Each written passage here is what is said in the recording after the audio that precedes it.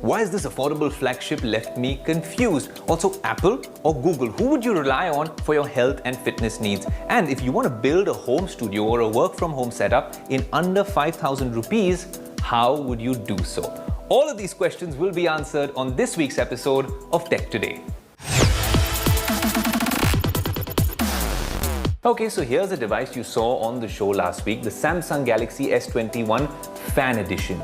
And I'll give you a 1-minute verdict or even under 30 seconds. Lightweight, looks good, feels like a flagship product. But I am confused.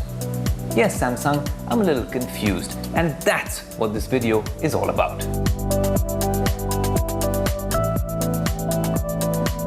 You know, purely from a marketing standpoint, I think it's a very smart strategy to have a fan edition in the first place. Samsung launched the S20 FE, and that was quite a blockbuster release for them, a runaway success, quite a task cut out for the S21 to really up that game or level up. Now, the S21 does everything right in all the departments, and I'll get to that. But this whole niche created of a fan edition, what do the enthusiasts want? What do the fans want? Are we listening to our fans? This whole culture came in, I think, from companies like OnePlus, who said that they listened to fans and who are obsessed with customer feedback. Strangely enough, OnePlus seems to be going the other way, and companies like Samsung are innovating in this space and giving you flagship level specs or almost flagship level specs on a budget. And that is an interesting space to build on. You know, you must hand it to Samsung because the minute you unbox it, this feels like a device from 2016. And I'm saying that in a good way, and I'll tell you why. This is a device which essentially feels so light that you can easily carry it around with you. Sometimes when I'm carrying my iPhone or a big foldable device, it's not the easiest to pocket, it's not the easiest to carry. This travels really well, and the fact that it can give me top-end specs, well, that's a big plus. You know, looks and other things aside, something that really matters to me is the software experience. And I know I've criticized Samsung's OS before, but this one is a version of their software which is running on Android 12. Android 12 is what we waited for so long, which Google announced last year. And I'll tell you small things with your nitpicking which make this so interesting. Because if you actually click on the middle of the screen, hold it, and you go on the themes, how do you know that you're on Android 12? Because as soon as you click on wallpaper and style and go on the color palette, I can select, well, this green color palette and apply this palette to all app icons like I'm doing right now. And I see, well, everything has become that particular color. It takes the same theme, pretty much like a chameleon-like feature, which is very cool when you want to change things up and get some color and add some color to your lives. But that's about the software experience. There's all the right shortcuts, and of course you can also get rid of some of the apps that you don't want, but largely it's quite a clean software experience if you're okay with Samsung's interpretation of Android. I know there's a lot of green in our background, and I'm also wearing a green shirt, but this olive green is perhaps the most refreshing thing about my week. I am quite impressed with the colors as well, and this is a pleasant surprise. I would never be in the market and purchase this, but now that it's here in my hands, it's quite an interesting color as well. Moving on to the camera system, and it's quite a mighty camera system at that as well. This is very similar to the S21, its elder brother. Camera specs is something you're interested in. So this triple camera system actually consists of, well, a 12 megapixel primary camera with optical stabilization. Then of course you have a 12 megapixel ultra wide camera, and you have a 32 megapixel selfie camera on the front, which produces quite some interesting images. Then you also have the telephoto camera, which is at the back. So if you're really looking for that macro camera, which a lot of the flagships have, well, then this doesn't have that. You know, the primary sensor on the camera takes some good photos in daylight and decent ones in the night as well. I think the post-processing that Samsung does makes it quite a decent camera at this price point. But what's interesting is these very nifty software hacks. For instance, if you just switch on the selfie camera, it automatically knows when to zoom in and when to zoom out when it wants to get more people in the shot. And yeah, well, it takes quite a decent shot as well. If Samsung claims they're giving you a flagship experience, there is a pro and a con. I'll get to the pro first, which is the display. No one does displays better than Samsung, and they've proved it on this phone. On this particular device, they have a 6.4-inch AMOLED display, super vibrant, super punchy. This is perhaps one of the better displays I have seen throughout 2021 and now in 2022. A 120Hz peak refresh rate, Corning Gorilla Glass Victus for protection. The glass is largely flat, makes this kind of interesting to use and very easy to hold as well. And of course, it has an in-display fingerprint sensor and face recognition, which is the ways to unlock this phone. I personally thought that the fingerprint sensor is the best way to unlock this phone, and that is also a small compromise from the S21 because it's an optical one which comes in screen, but it does the job. Even the Face ID is quite decent. It's not an iPhone-like experience, but it's good enough. Look, the con that I was talking about was the fact that under the hood, this doesn't come with a Qualcomm Snapdragon 888, which is what a lot of the international variants would be shipping with, and that's why a lot of Indian Samsung fans end up buying their phones abroad. This comes with what Samsung's been putting in a lot of Indian phones, a very capable SoC or a processor, the Exynos 2100, which I think is good enough to get the job done, but will leave a lot of Samsung India fans disappointed yet again. Now, at the beginning of this video, I said I'm a little confused, and Samsung, here's why. Well, essentially, it's the timing of this launch and the price. Now, in terms of the timing of this launch, it comes just before the S22 is being launched. So won't a lot of people be waiting for that? And now when it comes to the price, that's left me even more bewildered. Now, the 128GB version of this phone is available for around 55,000 and the 256GB version is around 59,000. You get some cashbacks and discounts of 5,000 rupees. But even if I was to buy this phone for 50,000 rupees, the lower end variant, I'm pitting it against the Samsung Galaxy S21, which I would get for a few thousand rupees more, which is the original big boy. So am I supposed to go in for the Samsung Galaxy S21 or wait for the S22 or pick this up? And that's not all. The Samsung Galaxy S20 FE, which was the predecessor to this, is perhaps one of Samsung's most popular phones, and it's available for a massive discount as we speak on leading e-commerce portals. For around 35,000 rupees, you're getting a phone which is not largely different from this. So as I said, I am confused about this refreshing device.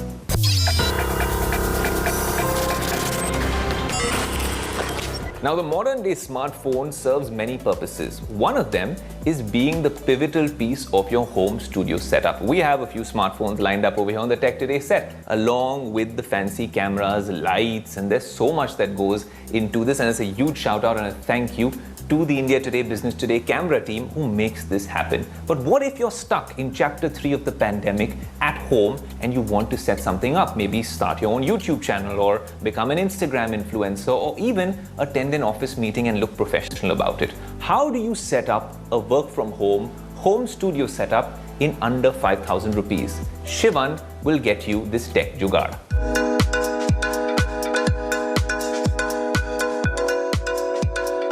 So, people have spent ample amount of time at home in recent times, and that could be one of the reasons why people have been extremely fascinated with this whole concept of creating content for social media. Could be a YouTube page or an Insta handle, whatever.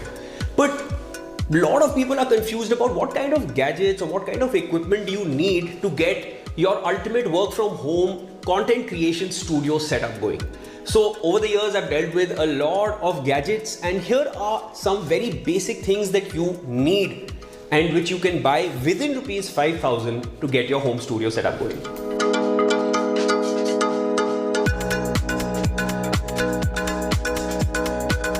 So, to begin with, I feel the most important is to get yourself a tripod on which you can mount your smartphone. Everyone has a smartphone, just use that to record yourself, and a tripod is easily available online for as low as rupees 400. Now, if you handle with care, even if it's not a reputed brand, even if it's just a local brand, it will last. Just handle with care. The one I'm using costs about 400 rupees and it extends up to 7 feet and it has served me well.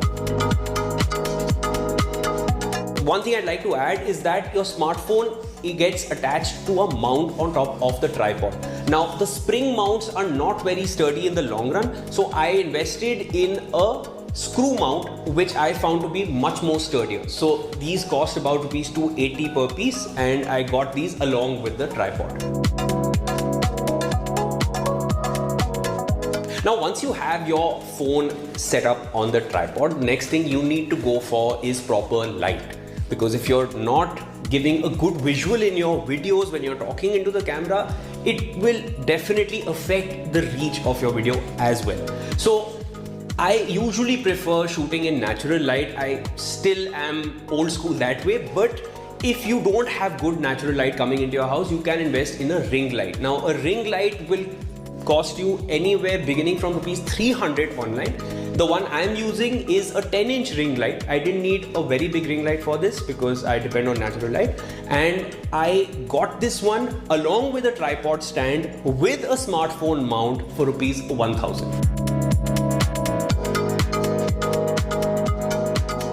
Now, for every content creator, it is very important that your audience is able to hear you clearly. So I strongly suggest that you invest in a smartphone mic. Now, there are certain brands, one is Boya, one is Mauno. Their smartphone mics will come in with 3.5mm jacks, and the cost will be anywhere between 350 to 650, and it will obviously keep going up from there, but this is a basic mic.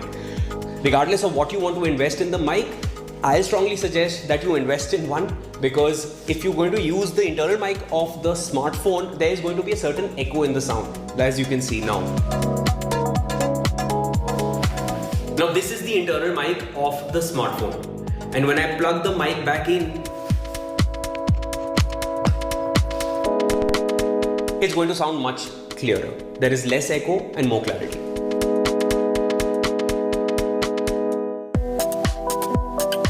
Now, once you've recorded your video, obviously you now need to edit it and package it for the world.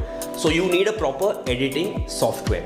Adobe Rush is a free video editing software which you can use on your mobile phone, and you can use it on your desktop as well.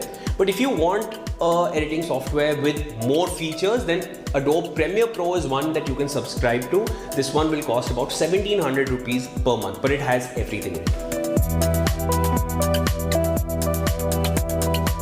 So there you go. These are some basics which will get you started with your home studio setup. Now, again, I'm repeating, these are the basics because there is no end to how much you can spend and what all you can buy. But these things which I've mentioned will get you started within rupees 5,000. Ayush, tell me, what all do you have in your home studio setup? Those lights look really cool. Well, Shivan, that's quite a cool setup you've got out there, and a lot of Tech Today jugaad at play with your setup. And we started off like that as well. In the lockdowns, I did pretty much what you were doing, and that was quite an effective way to belt out content. But now, since you asked, and this is a feature on the S20 FE where I can actually get the cameras at the back and the front working together. This is my home studio setup, the Tech Today set that we talk about. There's one camera here, one camera there. And then, of course, my microphone and everything is out here. So that is my home studio setup.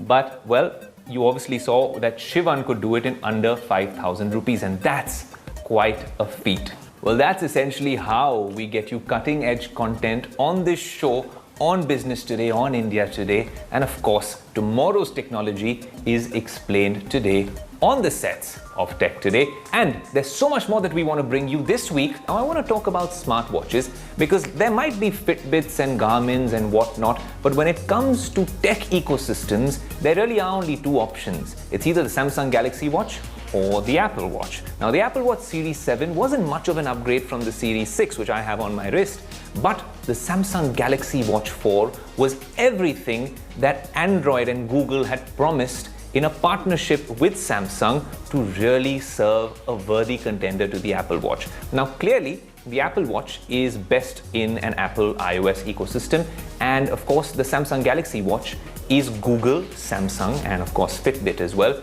all coming together with this Avengers sort of moment to give you, well, a worthy contender. Just 1 second, guys. Now, that's one problem with the Apple Watch. It keeps giving me notifications. It says Devina has completed a workout. Has she? Yes, Ayush, I have. But the thing is, today we won't only talk about the Apple Watch. We're also going to have a look at Samsung and Google's concerted effort to take on Apple in the smartwatch category with the Samsung Galaxy Watch 4.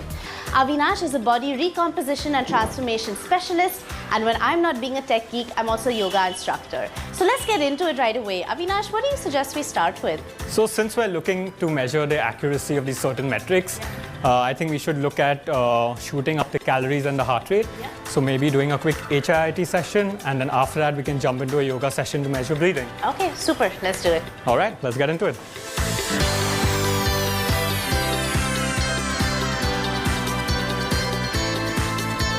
Okay, Okay guys, we've just finished a fantastic workout. So it's time now to take a look at both the watches and really understand how the metrics are different on each one and how each watch really helps us enhance our exercise. First of all, both watches tend to track most workouts automatically and put out reminders when you're being sedentary, while the Apple Watch is almost always spot on with heart rate monitoring. The Galaxy Watch offers a unique tracking feature. Individual exercises like bicep curls or pull-ups can also be selected with on-screen guidance, and it counts my reps too. The Apple Watch is well known for its safety and emergency features. It notifies your emergency contacts if it detects an irregular heart rhythm. And both watches offer fall detection as well, which can be a handy feature for those with an active lifestyle. But a feature where both rivals score poorly is battery life. I could barely get a full day of use with the Apple Watch Series 7 and the Galaxy Watch 4. Offered a couple of hours more juice at best. In contrast, Garmin and Fitbit watches can work for days and even weeks without a recharge. After our workout today and measuring the metrics on both of these watches, what's been your impression? What do you think of the whole Apple versus Samsung split? What I was surprised to see is that the Apple Watch did detect the kind of workout we're doing and the Samsung kind of didn't. In terms of calories burned and the heart rate, I would say both were equally at par, about a 5% difference, which is normal. Another thing I would kind of look at, since we talked about recovery, is in my experience, the Apple Watch doesn't have recovery measurement tools in terms of measuring your deep sleep, your light sleep, your REM. You have to download a third-party software for that, whereas the Galaxy has that natively. Also, battery life being a factor. If you need to charge your Apple Watch or your Galaxy Watch, you're missing out on those metrics being recorded. I would again give maybe Galaxy the points over there when it comes to battery life, because then you're not missing out on data. These watches don't only track your fitness and your exercise metrics, but also give you options in other health parameters like ECG, the amount of oxygen you have in your blood, the rest state that we've just been talking about. So it's really great. It gives you a really nice mix of options that you can choose from. However, a very important disclaimer is that this is not a medical device. And so if you ever have any medical requirements, you need a professional assistance, please do go for that instead of relying solely on a smartwatch. So guys, the Apple Watch 7 and the Samsung Galaxy Watch 4 face-off honestly doesn't have a clear winner. It just really depends on which ecosystem you're more used to. If you have an iPhone, then the Apple Watch is great. And of course, if you're an Android user, then the Galaxy is fantastic. It really just depends on your preference. But let's not forget though that this time Samsung has tied up with Google, which means that they could tap into the Fitbit fan base, which might really raise their popularity. Let's wait and watch. Well, it's that time of the show where you get all your tech queries answered on Tech Today. We're always hoping and striving to build and engage with the Tech Today community. And you can always write to us on Twitter, Facebook, Instagram, LinkedIn, DM me, and even leave a comment on the YouTube videos. And we will be scouring and rummaging through the interwebs to find your comment. The first one that we found is from Faisal Akhtar. He's asking me, will Call of Duty, the game, still be available on PlayStation? Now, I'll tell you why this is very timely. That's because Microsoft has acquired Activision Blizzard for nearly $69 billion in one of the biggest gaming and tech deals ever. But what does this mean for titles of Activision, really popular ones like Call of Duty or even Candy Crush and all of these other titles which work on other platforms? Well, that's the concern that Faisal has. Will it be available on Sony PlayStation, which is, well, frankly, quite the preferred device here in India? And it's a valid concern, Faisal. As of now, well, just to placate your concern, the head of Microsoft Gaming has actually spoken, and he said that all the players who are concerned about these games from Sony's platform being taken away, these titles, just because they'll be Microsoft exclusives now, well, it's not our intent to pull communities away from that platform, and we remain committed to that. But this deal will go through by 2023, And all I can tell you is if you're a huge Call of Duty fan or any exclusive title fan, then enjoy till 2023 because the markets are all over the place. This will also tell us about what Microsoft's plans are in the metaverse. Because if Microsoft has put so much money to build in the metaverse is supposed to be built on the principles of interoperability, openness. That's the future of the internet that we're all hoping to build. And in that case, would they actually be pulling out their titles from a competitor's platform? I don't know. Only time will tell. The next question is from Abhishek Sharma, and he asked me quite a crystal ball gazing sort of a question. He says, how much will the Tesla Model 3 cost in India? Of course, you must have seen my review of it on India Today and Business Today. Well, Abhishek, to answer your question, it's been quite a contentious issue for Tesla and the Indian government. And Elon Musk has been a master social media strategist, always putting pressure on the public narrative and really dictating it and manipulating it by randomly tweeting things out. We've seen what he does in the crypto world as well. But in this case, what the Indian government has said, to be fair, has been very clear. Firstly, the Indian government does not want made-in-China cars to be operating over here in terms of what Tesla is doing. Number two, yes, there are very high import duties here in India, which would mean the car would cost maybe double what it costs in the US. But the Indian government has said that you don't have to worry about those high rates. Come and make in India or assemble in India. Elon Musk wants to manufacture in the US and then import them to India. So that's where the bone of contention really is. And let's see where they actually set up shop. Now, Mr. Gadkari at the India Today conclave said that the Tesla Model 3 will cost 35 lakh rupees and it will be made or assembled in India. Now, if that's the case, great. But the one that we drove exclusively on India Today in Bangalore on that nice road, well, essentially, that was purchased and imported by a local Bengaluru businessman, and it cost him, this is what he told me, nearly 1 to 1.5 CR with all of its specifications, modifications, and importing it via the UK from Bombay and all the way from Mumbai to Bengaluru. So that's how much it cost him. So clearly, we need Tesla to come here at an affordable rate. And more importantly, from a tech perspective, we need them to really fix the suspension and the ground clearance for Indian roads. And of course, build on the charging network, because that's what makes Tesla, Tesla. Well, of course, Elon Musk likes to reply to random tweets. So do we at Tech Today. You can always write into us at Business Today on these handles. And of course, Elon Musk, even if you want to reach out, we'd be happy to respond and have you join us on the show Tech Today. But until next week, this is your host Ayush Alavadi saying adios.